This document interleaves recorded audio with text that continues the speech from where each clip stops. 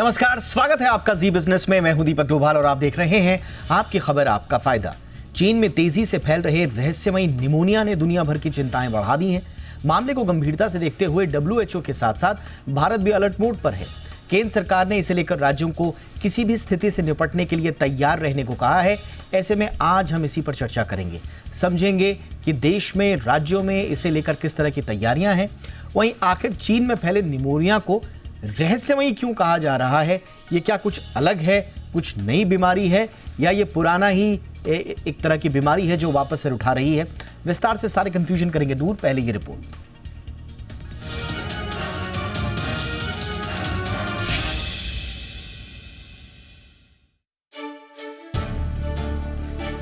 रहस्यमयी निमोनिया का खतरा चीन में है, लेकिन चिंता में दुनिया भर के देश हैं। ये चिंता जायज भी है। चीन से निकले कोविड-19 के प्रकोप को कैसे भूला जा सकता है? कोरोना ने दुनिया भर में लॉकडाउन की स्थिति पैदा कर दी थी, लाखों लोगों को जान गंवानी पड़ी थी। ऐसे में इस बार चीन के फैले रहस्यमयी निमोनिया को लेकर सभी देश अलर्ट मोड में हैं। भारत ने भी इससे जुड़ी किसी भी आशंका से निपटने के लिए राज्यों को अलर्ट जारी कर दिया है। अस्पतालों को तैयार रहने के लिए कहा गया है। राज्य भी किसी भी तरह की परिस्थिति से निपटने के लिए पूरी तरह से तैयार हैं। चीन में कोरोना की महामारी के बाद निमोनिया का ये नया वायरस बच्चों के लिए गंभीर खतरा बन गया है। तो पहले समझते हैं कि आखिर ये रहस्यमयी निमोनिया वायरस कौन सी बला है। चीन के डॉक्टरों का कहना है कि ये एक नया वायरस है। ये वायरस बच्चों को तेजी से अपनी चपेट में ले रहा है। ये ज्यादा घातक है और इस नए वायरस को लेकर रिसर्च जारी है। इस रहस्यमयी निमोनिया वायरस से जूझ रहे बच्चों में कुछ खास लक्षण देखने को मिल रहे हैं। इसकी चपेट में आए बच्चों को सूखी खांसी, तेज बुखार और फेफड़ों में सूजन की गंभीर समस्या देखने को मिल रही है। इसलिए इसे रहस्यमयी निमोनिया कहा जा रहा है। जबकि सामान्य निमोनिया में बच्चों को बलगम के साथ खांसी की शिकायत होती है और तेज बुखार के साथ फेफड़ों में सूजन रहती है। इसे लेकर WHO भी अलर्ट मोड में है और उसने चीन से इस रहस्यमयी बीमारी की पूरी रिपोर्ट देने को कहा है। साथ ही WHO ने सभी देशों के लिए एक गाइडलाइन भी जारी की है, जिसे देखते हुए सभी देशों ने अपने अपने स्तर पर तैयारियां तेज कर दी हैं। भारत की बात करें तो दक्षिण के राज्यों में खासकर केरल, कर्नाटक और तमिलनाडु पर ज्यादा ध्यान दिया जा रहा है, क्योंकि विदेश में रहने वालों में इन राज्यों की भागीदारी ज्यादा है। ऐसे में इन राज्यों में जरूरी दवाओं के साथ अस्पतालों को तैयार रहने के लिए कहा गया है। वहीं उत्तराखंड सरकार ने अधिकारियों से चीन के बॉर्डर से सटे 3 जिलों चमोली, उत्तरकाशी और पिथौरागढ़ पर विशेष ध्यान देने को कहा है। फिलहाल तो महाराष्ट्र, गुजरात, दिल्ली समेत सभी राज्यों के अस्पतालों को तैयार रहने के लिए कहा गया है। भारत में रहस्यमयी निमोनिया के किसी मरीज के मिलने की कोई रिपोर्ट नहीं मिली है। इसके बावजूद सावधानी बरतने की जरूरत है। ब्यूरो रिपोर्ट, जी मीडिया। बहुत ही खास मेहमान आज की चर्चा के लिए हमारे साथ जुड़ रहे हैं। Doctor Sharad Kumar Agarwal, national president है IMA के, हमारे साथ जुड़ चुके हैं। डॉक्टर अग्रवाल, गुड इवनिंग, बहुत बहुत स्वागत है सर आपका। डॉक्टर संजय राय हैं, प्रोफेसर कम्युनिटी मेडिसिन में, एम्स में, बहुत बहुत स्वागत है डॉक्टर राय आपका हमारे शो पर। और हमारे साथ डॉक्टर जागृति संघवी, सीनियर पीडियाट्रिशियन है, नानावटी मैक्स हॉस्पिटल में, बहुत बहुत स्वागत है डॉक्टर संघवी आपका भी हमारी चर्चा में। मैं चर्चा की शुरुआत डॉक्टर अग्रवाल आपसे करना चाहूँगा। सर, आप लोग किस तरह से देख रहे हैं, क्या इनपुट्स आप तक के पास अब तक आए हैं? 21 नवंबर को फर्स्ट टाइम रिपोर्ट हुआ था नॉर्दर्न चाइना में, ये वहाँ की मीडिया और प्रोमेड ने इसको किया था, और तब से लेकर तरह तरह की बातें तो हो रही हैं, लेकिन क्लैरिटी कुछ खास नहीं मिल पा रही है। इसके नाम के आगे अभी भी रहस्यमयी लगाना पड़ रहा है। तो सर, कुछ आप लोग क्लैरिटी अगर दे पाएं। WHO की भी रिसेंटली एक मीटिंग हुई है और उसमें भी इस पे चर्चा हुई थी। ये अभी इसमें ऐसा कोई नहीं निकल के आया है कि ये कोई नया वायरस है। This is not a Nobel virus. Pre existing जो वायरस हैं ऑलरेडी वही वायरस है। दूसरी सबसे बड़ी बात यह है कि मॉर्टेलिटी ज्यादा नहीं है इसके अंदर। कोई भी इंफेक्शन जब बहुत तेजी से फैलता है तो उसकी इन्फेक्टिविटी ज्यादा होती है, लेकिन उसी के साथ साथ उसकी मॉर्टेलिटी कम होती जाती है, सीवियरिटी ऑफ डिसीज कम होती जाती है। और हमारे इंडिया के अंदर एंटीबायोटिक टाइटर बहुत अच्छा है, स्ट्रांग है, इम्यूनिटी स्ट्रांग है, तो हमें कोई इस तरह की चिंता करने की जरूरत नहीं है। अदरवाइज हम लोग तैयार हैं, हॉस्पिटल्स तैयार हैं। अगर ऐसा कुछ होता है, जो कि अभी तक तो ऐसा कुछ इंडिया में ऐसा आया नहीं है, और अगर होता भी है तो हम लोगों को आफ्टर कोविड ये पता है कि हमें 2-3 चीजें ही करनी है। अगर कोई हमें जुकाम खांसी के लक्षण है, जो हम कोविड में करते थे, वही नॉर्मल नॉर्म हमें फॉलो करना है। डिस्टेंस मेंटेन करना है, भीड़ भाड़ इलाकों में नहीं जाना है, हाथ धोना है, यही सब चीजें हमें करना है और मास्क लगाना है। तो इसमें बिल्कुल भी पैनिक होने की जरूरत नहीं है। इंडिया बिल्कुल प्रिपेयर है अगर इंडिया में ऐसा कुछ आता है, और ये कोई नया वायरस नहीं लग रहा है, ये वही जो प्री एग्जिस्टिंग ऑलरेडी वायरस है उन्हीं का ही कुछ लग रहा है। और इसमें ऐसा कहीं से भी अभी कोई ऐसी जानकारी नहीं है कि जिस पे लेके हमें कोई बहुत ज्यादा पैनिक होने की जरूरत है या परेशान होने की जरूरत है। ऑल राइट सर, तो ये सबसे पहले बात कि पैनिक या परेशान होने की आवश्यकता नहीं है। हाँ, अलर्ट तो ज़रूर रहना है, और ये तो कोविड ने हमें भली बात ही सिखाया है कि अब भविष्य में हमें इस तरह की चुनौतियों से हमेशा अलर्ट मोड पर रहना होगा। डॉक्टर राय, आपकी नज़र में थोड़ा सा इसका किस तरह का स्वरूप हो सकता है, क्योंकि इसे कहा यह भी जा रहा है कि चाइना में जो रेस्ट्रिक्शंस को हटाया गया उसके बाद से ये सर्कुलेशन ऑफ न्यू पैथोजेंस जैसे कि इन्फ्लुएंजा, माइकोप्लाज्मा निमोनिया, बहुत सारे RSV, SARS-CoV-2, इन सब का एक इम्पैक्ट बताया जा रहा है इसके पीछे। आप लोगों की रिसर्च सर क्या कह रही है, एग्जैक्टली ये क्या है? देखिए, अगर चाइना की रिपोर्ट पे विश्वास करूं, क्योंकि अभी तक जो भी हमारे सामने है उसी पे कोई भी कमेंट्स किया जा सकता है, चाहे WHO की रिपोर्ट हो या चाइना की हेल्थ अथॉरिटी ने भी जो है जब 13 नवंबर को पहली बार प्रेस कॉन्फ्रेंस करके इसके बारे में बताया, उस बेसिस पे पहली बात तो मैं डॉक्टर शरद अग्रवाल से पूरी तरह सहमत हूं कि जो अभी तक एविडेंस है वह इंडिकेट नहीं करते कि कोई नया वायरस या बैक्टीरिया आ गया है। जो चाइना ने या WHO ने रिपोर्ट शेयर की हुई है कि वह जो एग्जिस्टिंग जो वायरस और बैक्टीरिया है, एग्जिस्टिंग वायरस में इन्फ्लुएंजा वायरस है, हमारा RSV है, रिस्पायरेटरी सिंसिशियल वायरस, और उसके बाद जो है कोविड का, ये 3 वायरस है, और एक बैक्टीरियल जो है माइकोप्लाज्मा जो है निमोनिया होता है, और ये रूटीन होता रहता है। जब भी सीजन चेंज होते हैं इनके लिए फेवरेबल सीजन होता है, इस समय कोल्ड जब सीजन आता है उस समय ये होता रहता है, पूरी दुनिया में हो रहा है होता है। US में देखिए तो ये निमोनिया करता है, माइकोप्लाज्मा जो है सबसे ज्यादा निमोनिया अगर बच्चों में होता है तो इसका होता है। ये नहीं कि जिनको हो गया उनको निमोनिया हो ही जाएगा, मेजॉरिटी में माइल्ड होता है, कुछ में एसिम्प्टोमेटिक होता है, लेकिन कुछ में निमोनिया भी हो जाता है। तो जैसा ये है, चाइना में रिस्ट्रिक्शन बहुत ज्यादा था, उस रिस्ट्रिक्शन के चलते जो है इम्यूनिटी गैप हो गया। देखिए, ये वायरस जैसे इन्फ्लुएंजा वायरस है, आल्दो हर साल चेंज होता रहता है, शिफ्ट और डिफ्ट होता रहता है उसमें, इसीलिए हर साल नए वैक्सीन हम देते हैं, बट फिर भी जो पुराना इन्फेक्शन होता है वह सेम वेरिएंट से तो प्रोटेक्शन देता है, क्रॉस प्रोटेक्टिविटी भी मिलती है, मतलब दूसरे वेरिएंट के प्रति भी अच्छी खासी उससे प्रोटेक्शन मिलता है।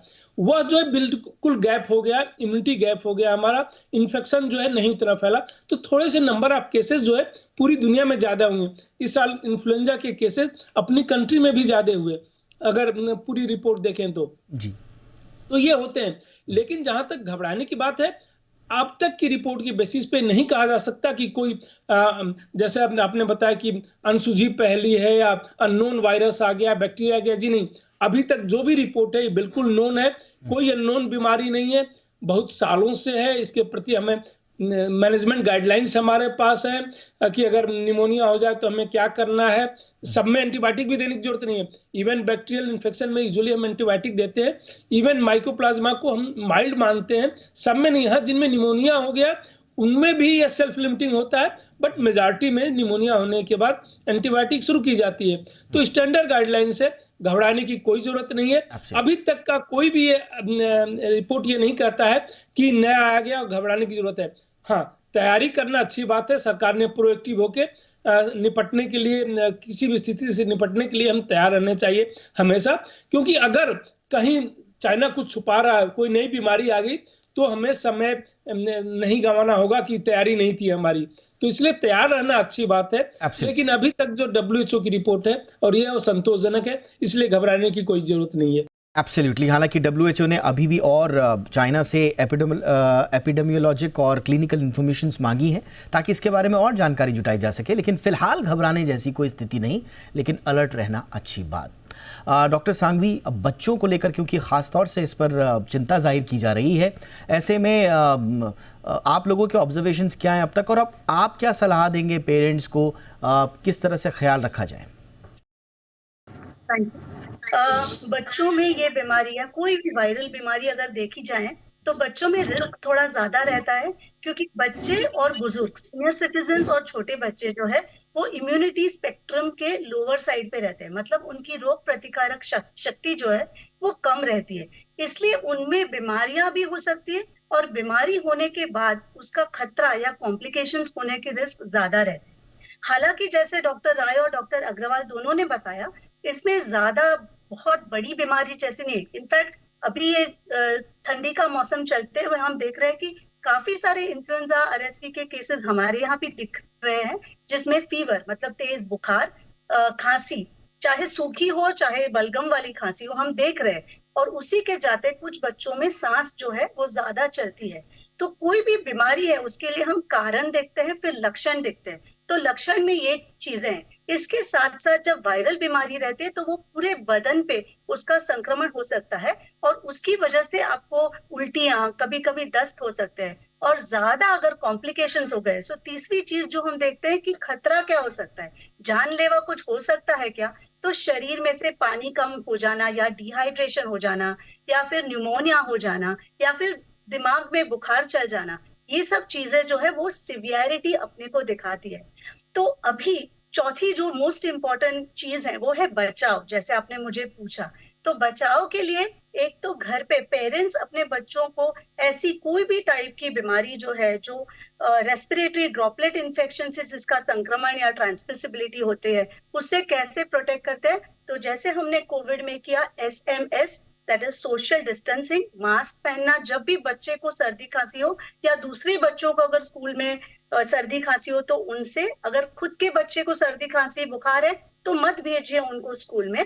और तीसरी चीज है हाथ अच्छे से धोना, क्योंकि इवन ये जो रहस्यमय बीमारी है उसमें कहा जाता है कि ड्रॉपलेट इन्फेक्शन, पानी और डस्ट, तो वहां कहीं हाथ लगने से भी जब हम नाक या मुंह को छूते हैं तो चांस रहता है कि रेस्पिरेटरी इन्फेक्शन फैल सकते हैं। दूसरा जो बचाव जो हम कर सकते हैं कि जब भी बीमार हो अपना बच्चा, फीवर हो, सर्दी खांसी हो, तो घर पे इलाज न करने से बेहतर है कि आप डॉक्टर के पास जाके उसका इलाज करिए और निगरानी में कीजिए इलाज, ताकि आपका बच्चा जो है वो कॉम्प्लिकेशन से सुरक्षित रहे। और तीसरा है प्रोटेक्शन जो है वो वैक्सीन से हमें मिल सकता है। जैसे हमने कोरोना की लड़ाई जो है वो इंडिया में कोरोना के वैक्सीन से जीती है, उसी तरह से इन्फ्लुएंजा वैक्सीन जो है वो बहुत इजीली उपलब्ध है और वो हम अगर हर साल लेते हैं तो जैसे डॉक्टर राय ने अभी बताया कि हर साल ये जो इन्फ्लुएंजा के वायरसेस है उसमें एंटीजन के चेंजेस होते हैं, जिसे हम एंटीजेनिक ड्रिफ्ट या एंटीजेनिक शिफ्ट बोलते हैं। तो ये जो ड्रिफ्ट वाले चेंजेस है वो इन्फ्लुएंजा के वैक्सीन में कवर अप होते हैं। हालांकि जब बहुत बड़ा चेंज होता है तब हमारे पास उसकी रोग प्रतिकारक शक्ति नहीं रहती है, पर जब ये छोटे छोटे चेंजेस है तो हमने अगर वैक्सीन लिया हो या लस ली हो तो उससे हमें क्रॉस प्रोटेक्शन, यानी कि इसका प्रोटेक्शन भी हमारे पास पहले से मौजूद है और कुल मिला के इसमें कोई घबराने वाली जैसी कोई बात नजर नहीं आती। मैं फटाफट एक छोटे से ब्रेक के लिए रुक रहा हूं। ब्रेक के बाद हम थोड़ा सा, क्योंकि जिक्र हुआ है वैक्सीन का, तो क्या सच में इसे वॉकिंग निमोनिया भी कहा जा रहा है, जो मेरा ख्याल है कि माइल्ड केस ऑफ निमोनिया के लिए कहा जाता है आमतौर पर। तो अगर ये वॉकिंग निमोनिया ही है और इसके लिए हमारे पास पहले से वैक्सीन मौजूद है तब तो कोई दिक्कत नहीं, लेकिन अगर ये सीवियर कैटेगरी में अगर इसके कुछ % चांसेस भी हैं तो उसके लिए क्या कुछ हमें करना होगा, कुछ नई वैक्सीन बनानी पड़ेगी या इम्प्रोवाइज करना होगा मौजूदा वैक्सीन को? इस पर तीनों गेस्ट से राय लेंगे एक छोटे से ब्रेक के बाद।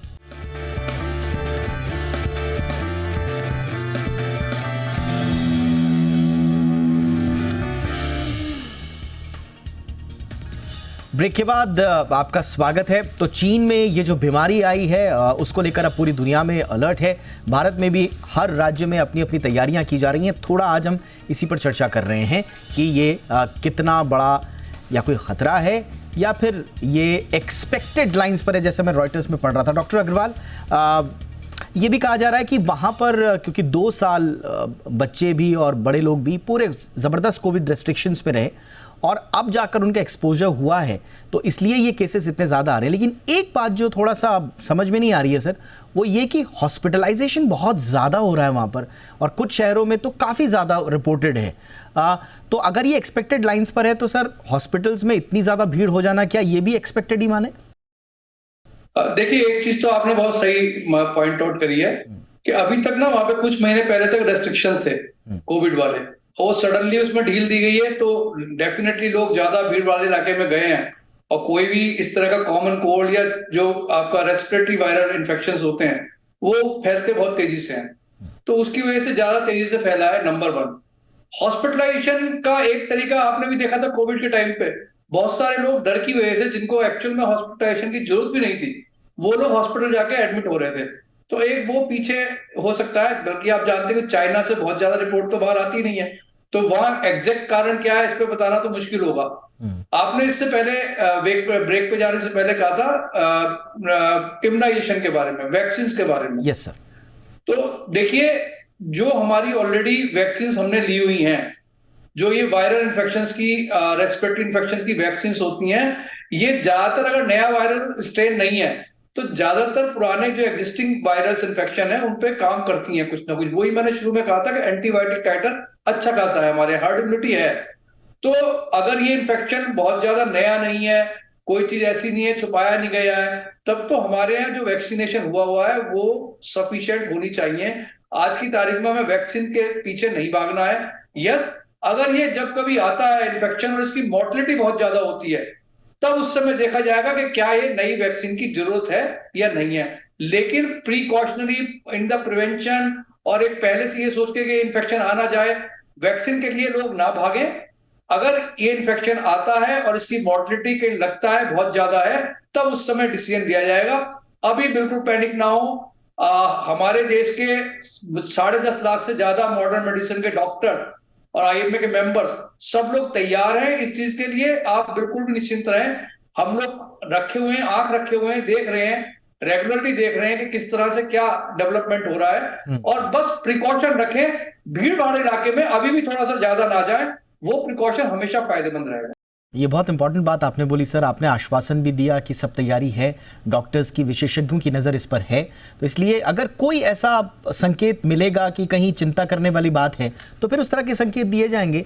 अभी सब कुछ ठीक ठाक है, कोई ज़्यादा पैनिक करने की आवश्यकता नहीं है। एक बहुत इंपॉर्टेंट चीज़ जो डॉक्टर साहब ने बोली, मैं रिपीट करना चाहूँगा, वो ये कि एक तो आपको बीमारी को लेकर पैनिक नहीं करना है और दूसरा आपको वैक्सीन को लेकर भी पैनिक नहीं करना है। ये दोनों चीज़ें हैं। तो ये नहीं कि अभी से ही लाइंस में लगना शुरू और जो स्थिति होती है। आई एम श्योर हमारे दर्शक इतने समझदार हैं कि मैं क्या कहना चाह रहा हूँ। डॉक्टर राय, वैक्सीन्स पर ही मैं आपसे भी पूछना चाहूँगा सर, पर्याप्त है मौजूदा स्थिति या हमें कुछ इम्प्रोवाइजेशन करने पड़ेंगे अगर कुछ नई फाइंडिंग्स आती हैं तो? देखिए, इनमें सारी बीमारियों के लिए नहीं है, सिर्फ इन्फ्लुएंजा के लिए है। ठीक। और अभी जो ये है वह जो इन्फ्लुएंजा से एडमिशन जो है नहीं वहाँ जाते हैं, वहाँ माइकोप्लाज्मा निमोनिया के कारण से एडमिशन जाते हैं। एक तो इसलिए अभी वैक्सीन का अभी के समय में रोल नहीं है। कई बार क्या होता है कि ये जो भौतिकतावादी हमारा युग आ गया है, बाजार इतना हावी हो जाता है कि वह उन कुछ चीज़ों को लेके उसका मिसयूज किया जाता है। कोविड के समय हमने देख लिया, चाहे रेमडेसिविर का यूज हो, इवन वैक्सीन का। हमने अपनी देश में 12 साल से कम के बच्चों को वैक्सीन नहीं दिया। अमेरिका में 6 महीने से ऊपर, जो कोविड की वैक्सीन की मैं बात कर रहा हूँ, 6 महीने से ऊपर तीसरी डोज भी दे डाली। तो क्या हमारे बच्चे प्रोटेक्टेड नहीं थे? जरूरत नहीं थी, लेकिन फिर भी WHO ने, CDC ने रिकमेंड किया। सेम है इन्फ्लुएंजा वैक्सीन। देखिए, बाकी वैक्सीन जैसी इन्फ्लुएंजा वैक्सीन नहीं है। इसकी इफिकेसी जो है बहुत ही कम है, 17% से लेके करीब 70% के बीच में है। तो ये नहीं कि बहुत इफेक्टिव है। और उसका रीजन है वो जो चेंज होते रहता है। अभी जो हम लोग ने भी बात की, डॉक्टर जागृति ने भी उसके बारे में बताया, तो ये होता रहता है। जैसे पोलियो का वैक्सीन है हमारे पास, दोनों ही, चाहे ओरल देते हैं, बहुत ही हाईली इफेक्टिव है, ऑलमोस्ट जीरो कन्वर्जन 95% से ज्यादा होता है, प्रोटेक्शन लेवल इतना मिलता है। मीजल्स का वैक्सीन है, मोर देन 95%, एक ही डोज देने पे इतना अच्छा मिल जाता है। इसका वैक्सीन वैसा नहीं है, हाँ, लेकिन उसका मिसयूज किया जाता है। और जब बाजार हावी होता है तो वैक्सीन होने लगता है। पहले भी हम लोगों ने कहा था कोविड के समय कि बच्चों को जरूरत नहीं है, और वो प्रूव भी हो गया धीरे धीरे। तो इसलिए हमें वैक्सीन के पीछे नहीं भागना है। मैं बिल्कुल सहमत हूं डॉक्टर अग्रवाल से कि वैक्सीन के पीछे नहीं भागना है, हमें इंतजार करना है कि क्या है। वैक्सीन के CDC ने, WHO ने रिकमेंड किया हुआ है इन्फ्लुएंजा वैक्सीन। बाकी वैक्सीन जैसी इन्फ्लुएंजा वैक्सीन नहीं है। Even Indian academy of paediatrics ने भी किया हुआ है रिकमेंडेशन, बट उसकी इफिकेसी आप देखें तो इफिकेसी बहुत ही लो है। बताया ना, 40% तो हम प्लेसबो इफेक्ट करते हैं, मतलब पानी भी दे दो तो भी 40% इफेक्ट हो जाता है, जिसकी इफिकेसी 17% से 70% हो। इसीलिए जो मेटा एनालिसिस होते हैं या रिव्यू आर्टिकल्स पब्लिश होते हैं, अगर कॉकरेन रिव्यू देखें तो उन्होंने कहा कि नॉट बेटर देन प्लेसबो, लेकिन ठीक है, CDC WHO ने रिकमेंड किया हुआ है, कोई जरूरी नहीं कि उनके रिकमेंडेशन, हमने ये भी देखा हुआ है कोविड के समय कि बहुत से रिकमेंडेशन जो है उनका जो है साइंटिफिक बेसिस पे नहीं था, बाजार के दबाव में था। तो इसलिए जो है मैं अभी वैक्सीन के बारे में नहीं कह सकता कि वैक्सीन आज की डेट में जरूरत है, कल हो सकता है उसकी जरूरत हो, वो तो नीड असेसमेंट के बाद किया जा सकता है। जी एब्सोल्युटली, आपने सही कहा। चाहे वो प्लेसिबो इफेक्ट है, चाहे वो रियल इफेक्ट है, असली बात यह है कि आपको वैक्सीन की आवश्यकता है या नहीं है। जैसे डॉक्टर साहब बता रहे हैं और बिल्कुल सही कह रहे हैं, हल्का सा कहीं पर पैनिक आया, उसको बढ़ा चढ़ाकर फिर कंपनीज भी हैं लग जाती हैं कि साहब वैक्सीन, और फिर मैन्युफैक्चरिंग में फिर पूरा एक कॉरपोरेट खेल शुरू होता है वैक्सीन्स का, और उसमें अंत तो गत्वा किसके हाथ क्या लगता है ये हम सब जानते हैं। इस पर ज़्यादा गहराई में जाने की आवश्यकता नहीं। मैं डॉक्टर जागृति आपके पास फिर से आना चाहूँगा मैम। एग्जैक्टली अब देखिए, अब क्योंकि अब प्रॉब्लम ये है कि ये संचार युग है, इतनी तेज़ी से इन्फॉर्मेशन आ रही है, आप टीवी पर शो करें ना करें, उससे पहले व्हाट्सएप ग्रुप पर फैमिलीज़ में सब कुछ जा चुका होगा। बहुत सारे घरेलू उपाय भी बता दिए गए होंगे और कैसे कैसे करना है क्या, और 2-4 कहानी भी बता दी गई होंगी कि ये फलाना चीज़ है, ये वो है, ये बताया नहीं जा रहा है, ये छुपाया जा रहा है। तो इस तरह के र्यूमर्स भी आ रहे होंगे। ये थोड़ा एक इंडियन हाउस होल्ड, जो इंडियन फैमिली है मैम, उनके लिए, क्योंकि बच्चों का सवाल है ना, तो लोग भावुक हो भी जाते हैं और इस तरह की व्हाट्सएप यूनिवर्सिटी के ज्ञान में फंस भी जाते हैं। तो आप उनको क्या सलाह देना चाहेंगी जो अपने बच्चे के लिए बड़े चिंतित हो जाते हैं इस तरह की खबर सुनकर? So first and foremost WhatsApp university जो है, जो अपने यहाँ पे सबसे ज्यादा, आई वुड थिंक कि इंडिया में जितना व्हाट्सएप चलता है उतना कहीं और नहीं चलता है, और जितना विश्वास उस पर किया जाता है उतना भी कहीं नहीं किया जाता है। Absolutely. तो इम्पोर्टेंट चीज ये है कि फेक न्यूज और रियल न्यूज, उसमें डिफरेंशिएट करना बहुत जरूरी है। जो भी वायरल होता है वो जरूरी नहीं है कि सही हो, इसलिए सही चीज की इंफॉर्मेशन अगर आपको जाननी है तो इट इज बेटर कि आप अपने डॉक्टर के पास जाएं। यहाँ पे हम तीनों पैनलिस्ट आपसे यही कहना चाहते हैं कि बेसिकली ये जो भी बीमारी है जो रहस्यमय है, या शायद इन्फ्लुएंजा का प्रकार है या न्यूमोनिया का कोई टाइप का प्रकार है, फिर भी उसमें डरने की बात नहीं है। तो सबसे पहले इम्पोर्टेंट चीज ये है कि हम जो है वो पैनिक ना हो। तो बेसिकली चीन से आई है बड़ी बीमारी, पर हमने कर ली है पूरी तैयारी, तो हम पड़ेंगे इस वायरस पे भारी। ये जो है सूत्र वो हमको अपने मन में रखना है। और जो प्रिकॉशंस हमने सोचे हैं, जो कोविड के टाइम से अभी सबको पता है, ऐसा भी नहीं है कि हम बोलेंगे तो ही लोग समझेंगे। तो ये जो मास्क है, हैंड वॉशिंग है, ये जो बीमारी बोल रहे हैं कि बर्ड से आ रही है, जैसे फ्लू, ये एवियन फ्लू या पोल्ट्री फार्म से, तो जैसे रॉ चिकन, रॉ फूड ना खाएं, या फिर बहुत नजदीक में अगर बर्ड से आपका संसर्ग हो रहा है तो अच्छे से हाथ धोए। ये सब टाइम इमेमोरियल से हमारे बुजुर्ग कहते आए हैं, यही सब प्रिकॉशन से हम इस बीमारी से भी जरूर है कि हम लड़ पाएंगे। और ज्यादातर वायरल इन्फेक्शंस जो है वो माइल्ड रहते हैं, बहुत कम परसेंटेज में सीवियर होते हैं, और बहुत कम परसेंटेज के जो पॉपुलेशन है, जैसे कि बहुत छोटे, बहुत बुजुर्ग, डायबिटिक, प्रेग्नेंट पीपल या जिनको इम्यूनो कॉम्प्रोमाइज है, अब इनको जो है उनको ज्यादा सतर्क रहने की जरूरत है। और इसीलिए जो है ये जो डिस्कशंस जो भी आप अपने चैनल के माध्यम से लोगों को बता रहे, उससे हम यही कहना चाहते हैं कि प्लीज आप पैनिक ना हो, but be prepared. Prevention is always better. Absolutely. तो हम तीनों गेस्ट को अगर मैं सम अप करूं उनकी बातों को, तो पहला ये रहस्यमयी काफ़ी चल रहा है, तो ये रहस्यमयी शब्द मुझे लगता है शो के बाद हटा देना चाहिए। ये कोई रहस्यमय नहीं है। There is not an indication कि ये एक नोवल पैथोजन है, ये पहले से मौजूद है, निमोनिया है, और हम सब जानते हैं निमोनिया से कैसे निपटना है। हमारे स्वास्थ्य विशेषज्ञ जानते हैं, हमारे डॉक्टर्स जानते हैं, IMA के चीफ हमारे साथ बैठे हुए हैं, इतने बड़े रिसर्चर डॉक्टर राय हमारे साथ बैठी हुई हैं, देश की बड़ी पीडियाट्रिशियन डॉक्टर जागृति बैठी हुई हैं। इतने इंपॉर्टेंट वॉइसेस से आपको इतना बड़ा आश्वासन मिल गया, तो पैनिक करने की कोई आवश्यकता नहीं, सिर्फ सतर्क रहना है। सरकार जैसे जैसे कह रही है वो अपने अनुभव के हिसाब से हमको सब सतर्क करेगी। Thank you so much sir, आप तीनों ने वक्त निकाला आप हमारे लिए। Doctor Agrawal, thank you so much sir. Professor Rai, thank you so much sir. Doctor Sanghvi, आपका भी बहुत बहुत शुक्रिया। मैम, आपकी खबर आपका फ़ायदा में इतना ही, इजाज़त दीजिए, नमस्कार।